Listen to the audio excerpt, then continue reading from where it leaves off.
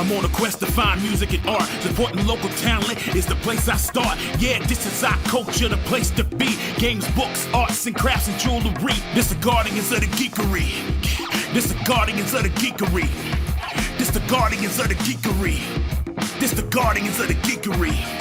And now for today's episode of Guardians of the Geekery with your hosts, Matt, Carol, and Joey.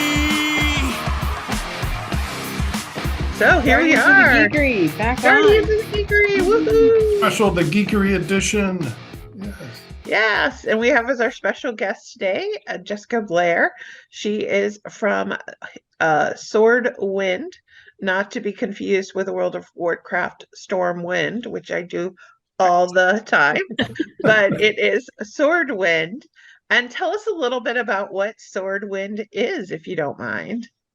Sure. So Swordwind is a historical European martial arts school here in Charlotte, North Carolina. And what that means is that we take all of these ancient texts that people wrote down in like the 14th, 16th centuries. They've been translated into English. We study like how they actually practiced sword fighting, as well as like pole arms, dagger, wrestling, all the different martial arts from that time period, and try to recreate it as historically accurately as possible and modern techniques. Like taking all of that and mushing it with all of our modern people and like creating a new like brand of martial arts. That is amazing. And you've been doing this for several years now. Yeah, I think it's coming up on 7 years in November. So it's been a long time. Yes. And Do you regularly meet? Yeah, so we have classes on Sundays, Mondays, and Wednesdays. Sundays runs from like 2 o'clock to about 5 o'clock. Our weeknight classes, Mondays and Wednesdays, is 7:30 to 9:30. And we meet at CrossFit Mountain Island now. Oh, right around the corner from me. yeah. Nice. Yeah. Just drop by.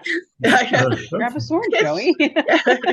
Yeah, I need to get like a wheelchair sword version, and then we'll be good. So, because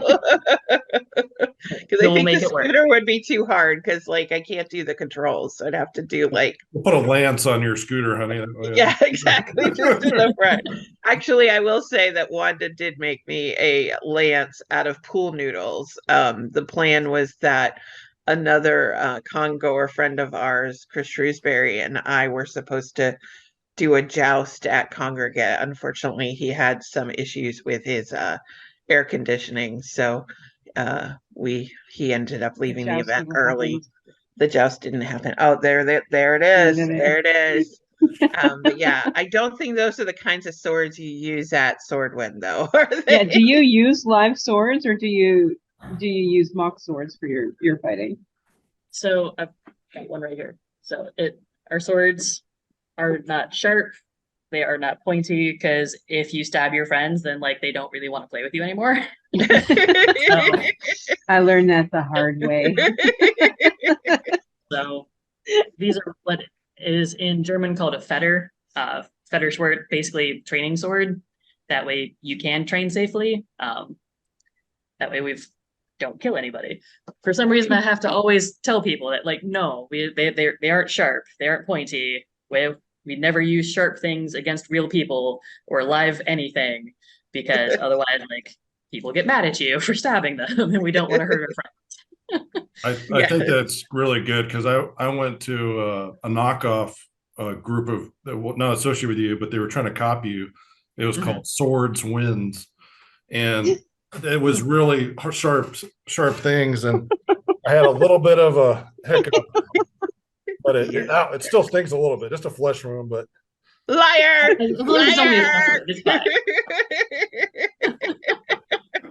I'm so sorry, Jessica. It's on my time. So sorry. Tip your waitress.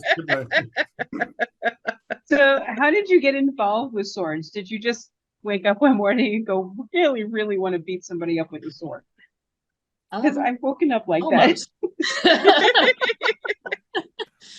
So perfect timing, Carol, right as he was taking a sip. That was good.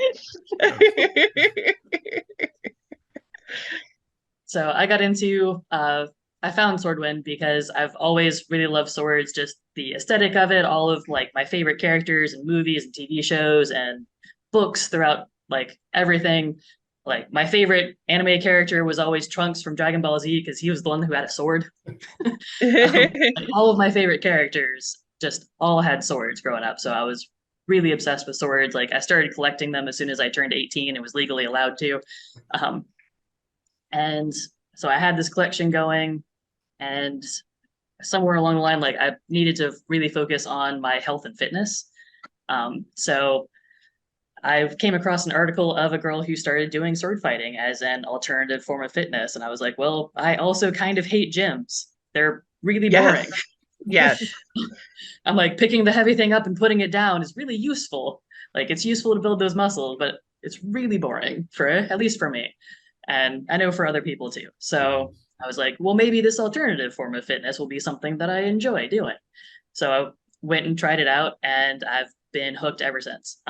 It's just, it is a full body workout. You've got your arms going, you've got a lot of like twisting action going. So it's a lot of core work and back, as well as like the footwork. So your legs are involved. Over the first 5.5 years I was with them, I lost 110 pounds. Oh my God. Yeah, basically a small person. So it does help get you in shape if that's something that you're looking for. But even if you're not, even if you're just, I love swords and I like the weight that I'm at, like cool. Don't diet or do other exercises, but like come to class, learn how to use a sword. We work with where your body is, because it's more important about what the sword is doing, not what your body is doing.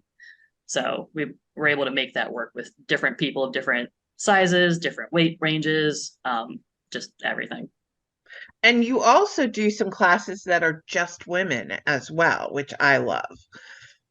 Yeah, so we started doing women only, at least beginner workshops. We don't have a dedicated like weekly class yet. Like we haven't had quite the amount of like interest to have like a completely separate class weekly, but we do beginner workshops just to get people interested in it, as well as giving women like a safe place to try the thing. So I started those because we needed, it's a very, like most martial arts, it's a very like cis male sport. So we were like, well, we need more women in this. And I, as a woman in this, like, we need to make this happen. So I got together with like my head instructor at the time and went like, how do I design this? So he ran the first one. And then after that, I kind of like took his like thing that he had built and then ran with it. And I've been doing them every couple of months ever since then. So now we've got the most women in our club out of anybody else that we really know about. We're also now run by all female officers, and I was going to say, yeah, you recently stepped up. Yeah, it was 3 to 4 like women to men the first year that we officially organized as a business and incorporated. Then our vice president had to step down because he was moving, and we voted in a new vice president, and so it's now 4 to 4. We're all women now. That's amazing. Yay! Yeah. So. And our board of directors is also like split pretty well evenly down the middle. We've got 2 women, 2 men, and 1 non-binary / hand wiggle. We will take that. We will take that. So that is awesome. And you're going to be at the Geekery Market, and you've actually been at the Muggles Market, the prior iteration of the Geekery Market, before doing live demos as well. So if people want to come and see sword fighting in action, they can come out and see that, along with our little secret something that we're working on for the kids. So a kid-friendly version with not even the sword, the practice sword. Yeah, not even the steel ones, but something else. Just the foam things. But yeah, so definitely gonna be fun. So tell people a little bit about what you typically do at the market, and then a little bit of what you love about the market besides the sword demonstrations. Yeah. So many years ago, I reached out to you and went like, hey, would you be interested in having us come out to your thing and do stuff? And you were like, absolutely, I love this idea. I got very giddy about it. I was like, yes. So we come out and we set up a booth. That way we're there all day. People can like talk to us about the different texts that we do, as well as like all of the different weapons that we've got, because we've got not just the two-handed longsword that I showed earlier, but we've also got like pole arms of different varieties that we train with, daggers, Whoa. and like other sword types. This one's a messer, so it's shaped different. It's German for really big knife. That way we can have a display of all the different things that we fight with. We can talk to people about like any specific weapons that they're into, particular time periods, if they're interested in all of the books. If you're a history nerd, we've absolutely got people that you can talk to about that. Not me. History was not my best subject, but I'm really enthusiastic about swords. So we've also got people that do demonstrations and sparring, so you can see people fight with the different types of weapons, see how that would actually go. We do wear protective gear. Like we don't just go around hitting people in the head with steel. we do wear like full body protection. It's different than armored fighting.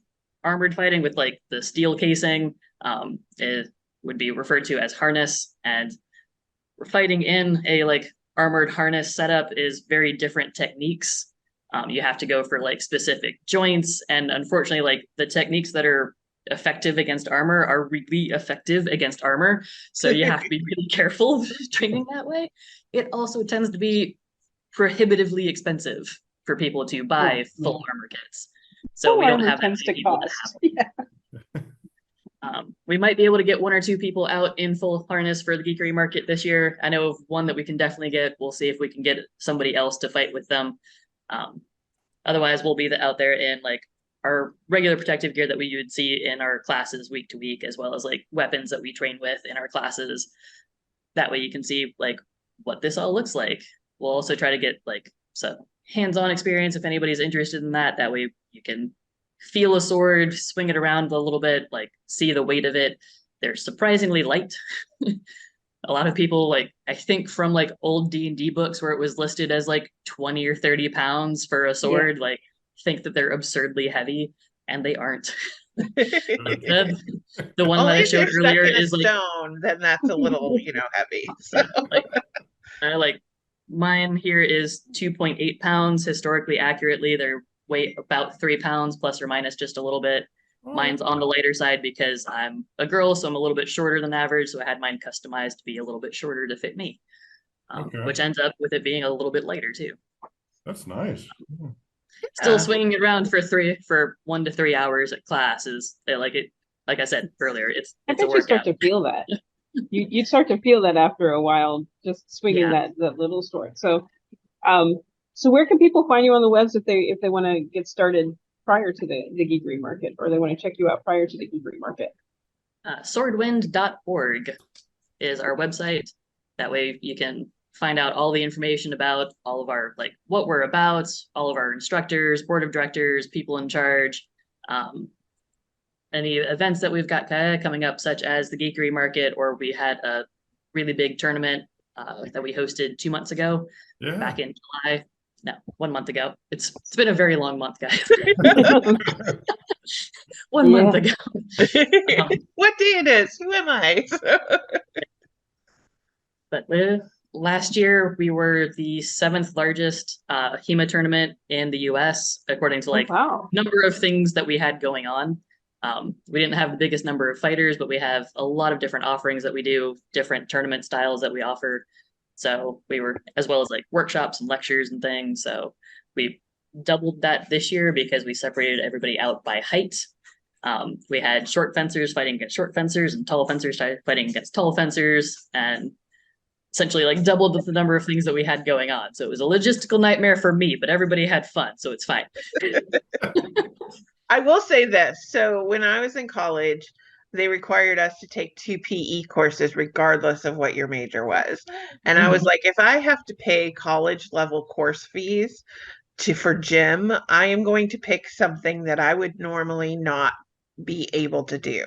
And there was a fencing class in college, and I took that. And being 5'10", I definitely had sparring partners that protested because they said I just kind of, could overpower them.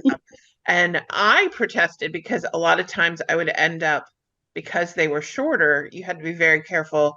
So in fencing, there's points, depending on where you hit them. I assume it's similar with sword fighting, but I would have to be very careful because they were shorter and you could not hit them in the neck. It had to be in the chest piece, like 1 point in the back, 2 points in the front kind of thing. So I totally get the height thing. I know how much of a pain it is, but I totally get it too. Because, if you're fighting against somebody 5'2" and you're 5'10", it's not quite fair. So they have to. or if you're somebody who's 5'2" fighting against somebody who's 6'2".